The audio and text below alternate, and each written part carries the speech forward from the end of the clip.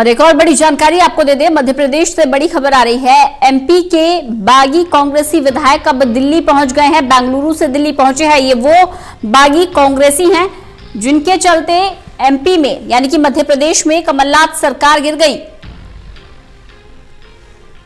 दिल्ली स्थित ली meridian hotel में ये बागी विधायक ठहरे हुए हैं। मध्य प्रदेश के बागी कांग्रेसी विधायक बेंगलुरु से दिल्ली पहुंच गए हैं और दिल्ली के ली मेरिडियन होटल में ये ठहरे हुए हैं।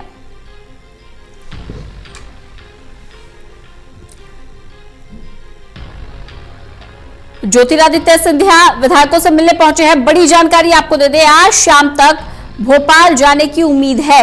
मध्य प्रदेश के बागी कांग्रेसी विधायक बेंगलुरु से दिल्ली आ गए हैं। आपको बता दें कि 15 महीने के अंदर अंदर कमलनाथ सरकार मध्य प्रदेश में गिर गई। बगावत पार्टी में देखने को मिली।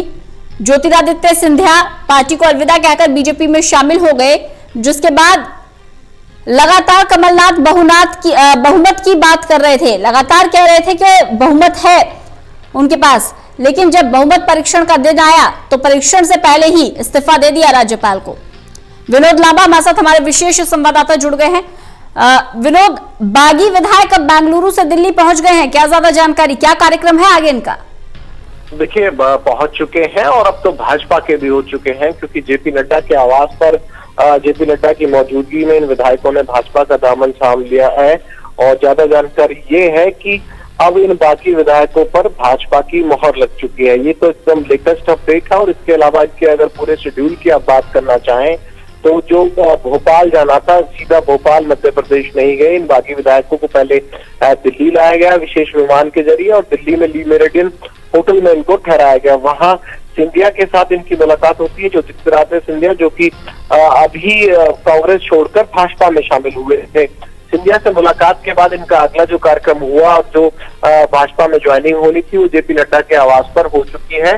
और जो जानकारी हमें टोटल न्यूज को अपने सूत्रों से मिल पा रही है उसके मुताबिक काफी हद तक संभव है कि भाजपा में शामिल होने के बाद इन बाकी विधायकों को आज शाम को भोपाल रवाना कर दिया जाए। और भोपाल जाने समय ये भी संभव है कि सिंधिया भी इनके साथ जाएं।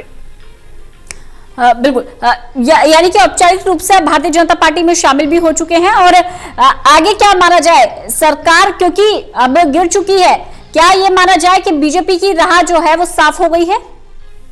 अब बिल्कुल, अब ये देखना होगा नंबर का जो गेम है उसमें जो कांग्रेस ने तो पहले ही हार मान ली थी और कमलनाथ ने नंबर पूरे ना होने के चलते कल आपने देखा होगा कि फ्लोर टेस्ट से बचते हुए अपना इस्तीफा दे दिया था।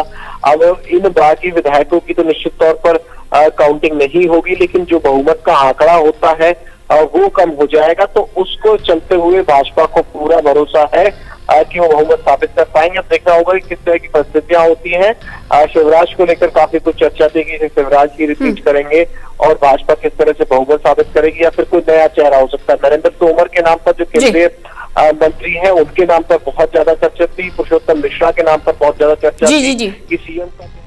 चलिए, बहुत बहुत शुक्रिया विनोद इस तमाम जानकारी के लिए। तो जो बागी थे वो बेंगलुरु में थे और अब बेंगलुरु से कांग्रेस के बागी विधायक दिल्ली आ गए हैं। कुल मिलाकर कहा जा सकता है कि भोपाल में कमल खिलने की कगार पर है।